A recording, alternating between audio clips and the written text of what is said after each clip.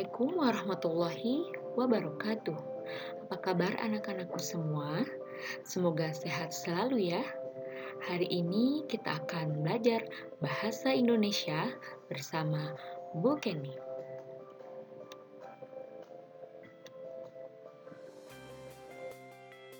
Melanjutkan materi di pertemuan sebelumnya, yaitu tentang teks anekdot.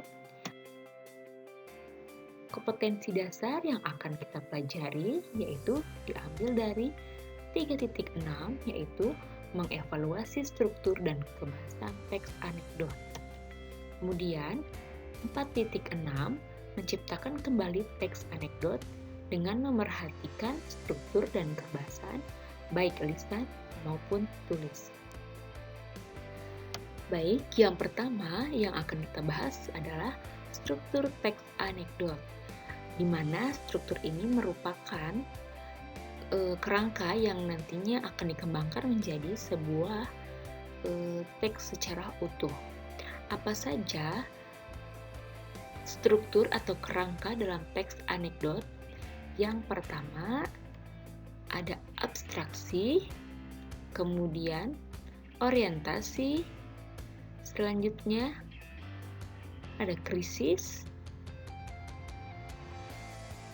kemudian reaksi, dan yang terakhir ditutup dengan koda. Baik, dari struktur ini kita bisa lihat bahwa struktur anekdot ada 5 langkah. Nah, apa sih pengertiannya dari poin-poin struktur ini? Mari kita bahas.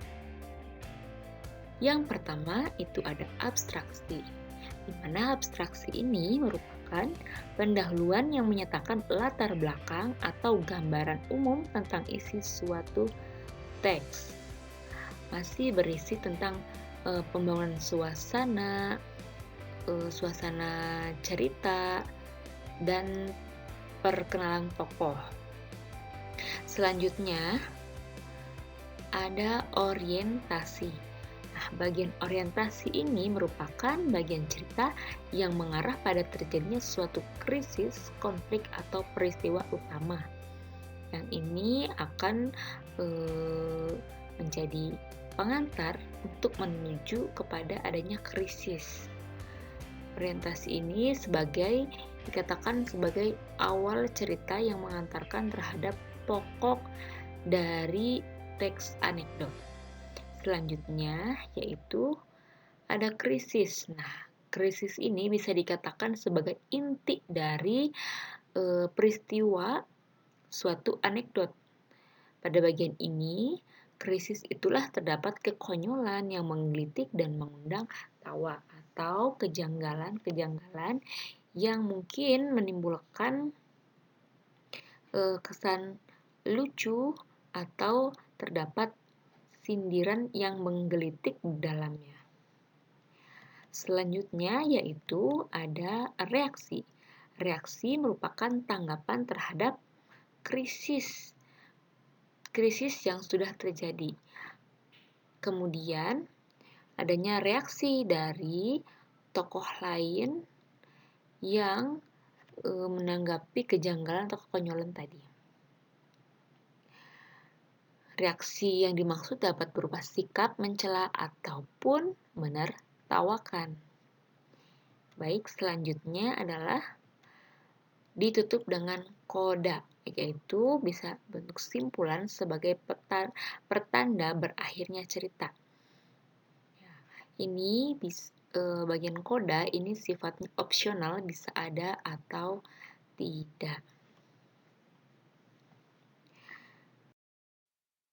Langsung saja kita lihat contoh dari teks anekdot itu sendiri beserta dengan strukturnya. Di sini ada sebuah cerita anekdot yang sederhana. Ibu akan bacakan, seorang dosen Fakultas Hukum sedang memberi kuliah hukum pidana. Nah, ini merupakan bagian abstraksi.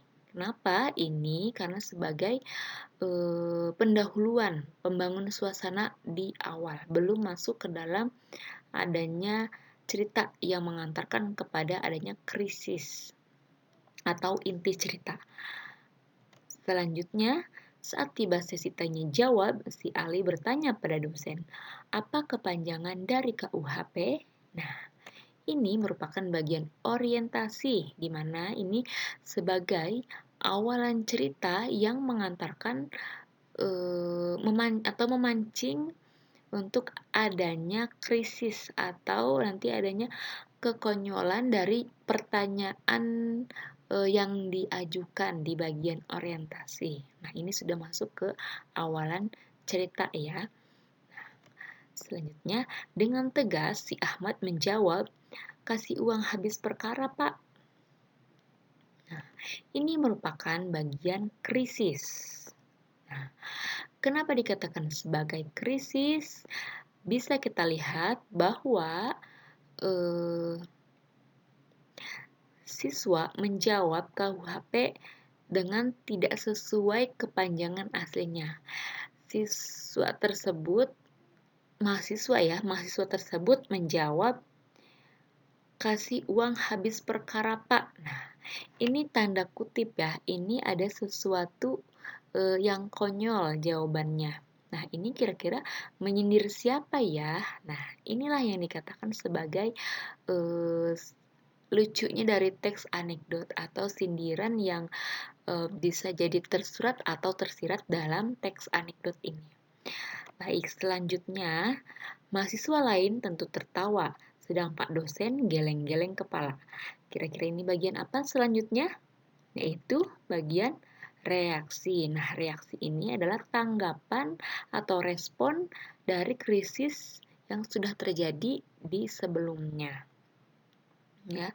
Kemudian yang terakhir, lalu tawa mereda dan kelas kembali tenang. Nah, tentu saja ini adalah sebagai koda, yaitu penutup dari cerita tersebut.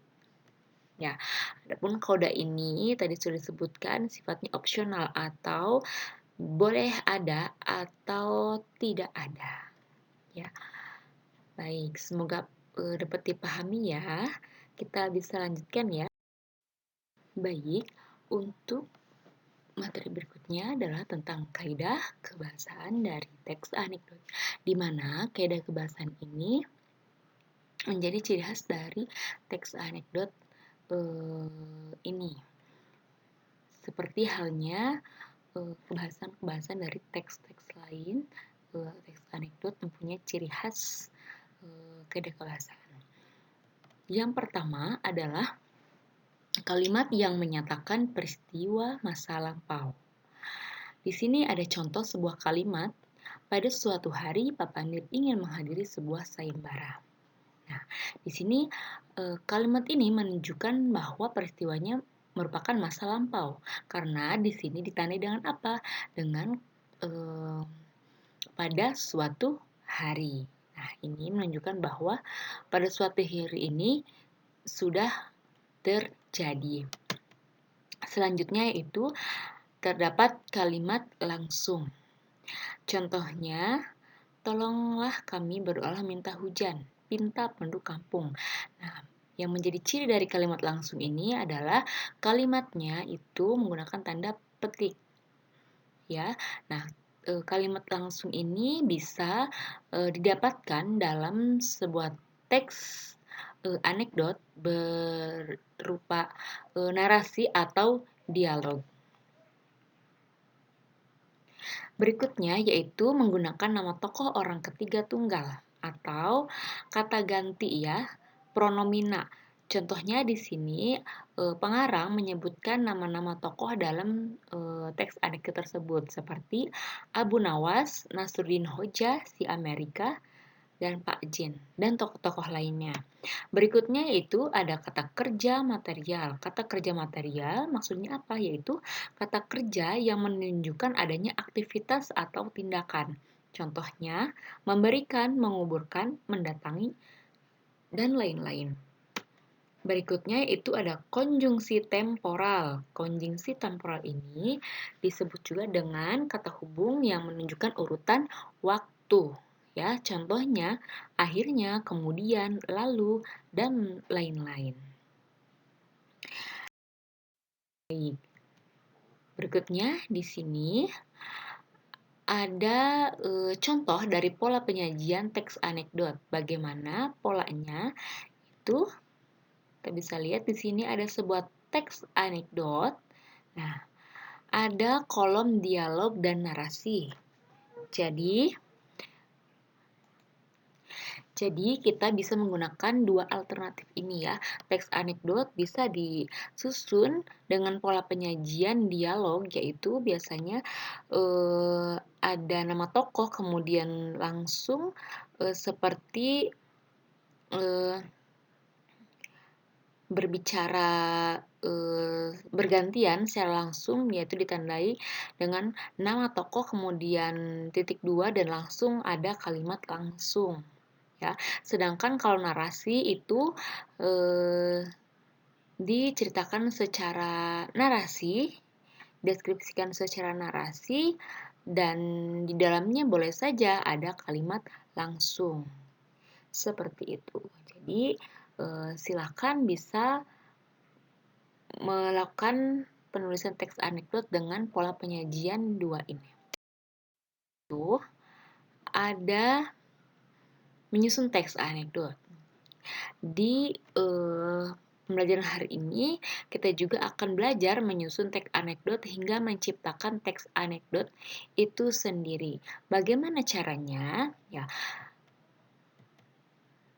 kita akan lihat contohnya bahwa untuk menyusun teks anekdot ada beberapa hal yang perlu diperhatikan, yaitu yang pertama kita menemukan ide cerita. Nah, ide cerita ini bisa teman-teman semua ambil dari pengalaman teman-teman, kejadian lucu yang mungkin itu bisa dijadikan dikemas, dalamnya ada sindiran tertentu yang mungkin ada hal lucu di dalamnya. Nah, yang pertama yang perlu dilakukan yaitu adalah menemukan cerita, yang kedua adalah menyusun kerangka poin-poin penting yang akan dijadikan bahan yang kemudian akan dikembangkan untuk menjadi karangan yang utuh. Nah, apa saja poin-poinnya? Yang pertama adalah menentukan tema. Ya, di sini sudah ada contohnya, temanya kasih sayang pada orang tua, kemudian kritik. Nah, kritik ini menjadi inti, ya, menjadi inti. Di sini contohnya anak yang memandang orang tua di masa tuanya sebagai orang yang merepotkan. Nah, ini juga inti pesan dari teks anekdot ini ingin menyampaikan pesan atau menyindir apa gitu ya. Kemudian humor atau kelucuannya. Nah, karena ini teks anekdot, ya mungkin ini karangan cerita yang bentuknya sindiran atau pesan, tapi tetap dikemas secara humor atau lucu di dalamnya. Ya, ini menjadi khas dari teks anekdot sendiri, selalu ada sindiran di dalamnya. Kemudian menentukan nama-nama tokohnya. Dan selanjutnya itu struktur. Struktur ini tentunya sesuai dengan materi teks anekdot yang sudah dibahas di sebelumnya ya. Ada abstraksi, orientasi, krisis, reaksi, koda. Nah, teman-teman bisa melihat contoh dari sini ya. Silakan bisa dibaca untuk lebih dipahami. Berikutnya yaitu masih lanjutan. Nah, setelah kita menyusun atau menentukan aspek-aspek tadi, yaitu kita menemukan alur. Nah, alurnya bagaimana? Apakah alurnya itu maju atau mundur, bahkan campuran, ya. Dan ada pola penyajian. Kita akan memilih pola penyajian seperti apa? Apakah narasi ataukah dialog? Dan yang terakhir tentunya setelah kerangka itu sudah terisi semua, sudah disusun, nah teman-teman semua bisa langsung menciptakan teks anekdot itu sendiri secara utuh. Tentunya dengan menggunakan bahasa teman-teman sendiri ya, sesuai dengan kemampuan. Tidak meniru atau menjiplak ataupun plagiat terhadap karya orang lain. Semoga ini bisa menjadi bahan untuk belajar membuat teks anekdot secara mandiri, secara orisinil ya. Baik, alhamdulillahirabbil alamin. Semoga ilmunya bermanfaat dan selamat menulis, selamat berkarya. Mohon maaf dari Ibu. Assalamualaikum warahmatullahi wabarakatuh.